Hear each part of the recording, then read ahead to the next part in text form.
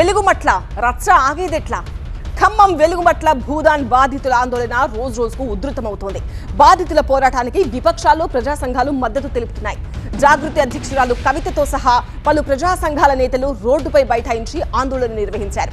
ఈ ఆందోళన తీవ్ర ఉద్రిక్తతకు దారితీసింది. పోలీసులు బాధితులకు మధ్య తోపులాట, తీవ్ర వాగ్వాదం జరిగాయి. ఈ తోపులాటలో పలువురు పోలీసులు, బాధిత మహిళలకు గాయాలయ్యాయి.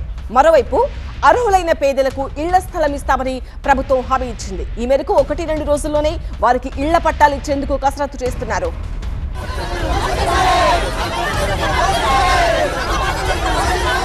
ఖమ్మం వెలుగుమట్ల భూదాన్ బాధితుల ఆందోళనకు విపక్షాలు మద్దతునిస్తున్నాయి. జాగృతి అధ్యక్షురాలు కల్వకుంట్ల కవిత, సామాజిక ఉద్యమకారుడు విశారదన్ మహారాజ్ బాధితులను పరామర్శించి ఖమ్మం అంబేద్కర్ విగ్రహం దగ్గర బైఠాయించి సుమారు 4 గంటల పాటు ఆందోళన నిర్వహించారు. ప్రధాన రహదారిపై బైఠాయించి ఆందోళన చేయడంతో భారీగా వాహనాలు నిలిచిపోయి ట్రాఫిక్ జామ్ అయింది.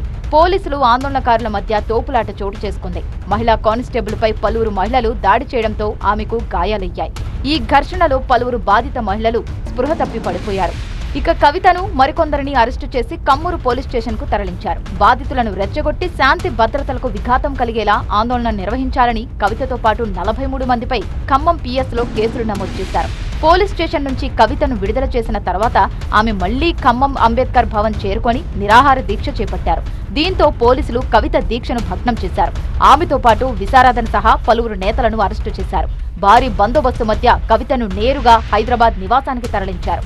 బాధితులకు న్యాయం జరిగే వరకు తన దీక్ష కొనసాగుతుందంటూ హైదరాబాద్ జాగృతి కార్యాలయంలో కవిత దీక్షను కొనసాగించారు.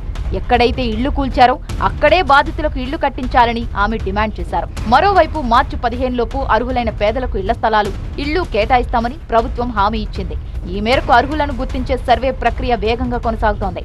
ఖమ్మంలో అనువైన స్థలాల కోసం కలెక్టర్ ఆధ్వర్యంలో అధికారులు స్థలాన్వేషణ చేస్తున్నారు. మొత్తం 730 కుటుంబాలు ఉన్నట్లు సర్వేలో తేలింది. అయితే కొందరు బాధితులు గతంలోనే ఇందిరమ్మ ఇళ్లు తీసుకున్నట్టు సర్వేలో తేలింది. మిగిలిన అర్హులకు ఇళ్ల స్థలాలు లేదా ఇళ్లు కట్టించి ఇచ్చే కార్యక్రమం జిల్లా మంత్రులు 1-2 రోజుల్లోనే చేపట్టనున్నారు. వెలుగుమట్ల భూదాన్ భూముల్లో అందరూ నిరుపేదలేనని, కూల్చివేసిన అందరికీ ఇళ్లు ఇవ్వాలని బాధితులు డిమాండ్ చేస్తున్నారు. ఇక ఖైరతాబాద్ ప్రెస్ క్లబ్ లో వెలుగుమట్ల భూదాన్ నిర్వాసితులు తమ గోడు వెళ్లబోసుకున్నారు. ఇళ్లు కోల్పోయిన తమకు నష్టపరిహారం చెల్లించాలని, స్థలం లేదా ఇల్లు ఇవ్వాలని వాళ్ళు డిమాండ్ చేశారు. మా ఇల్లులే మా సర్వస్వం అనుకొని మేము రూప కూడేసుకొని 10 సంవత్సరాలు కష్టపడి మా ఇల్లులు కట్టుకున్నాం సార్. ఒక్క క్షణంలో జేసీబీతో జస్ట్ అట్లా అంటే మా ఆశలు, మా కళలు అన్ని నేలమట్టం అయిపోయినాయి. మీరు ఖచ్చితంగా మాకు నష్టపరిహారాలు చెల్లించాలి. మా భూములు మాకే కావాలి. ఈ భూములు ఇవ్వద్దు, మీ ఇళ్లలో ఇవ్వద్దు, మీకు ఎక్కడ ఇవ్వద్దు. మా భూదాన భూమిలోనే, మా ఇంటి స్థలంలోనే మా ఇల్లు కూలగొట్టిన దగ్గరే మాకు ఇల్లు కట్టి మాకు నష్టపరిహారం ఇస్తే చాలు.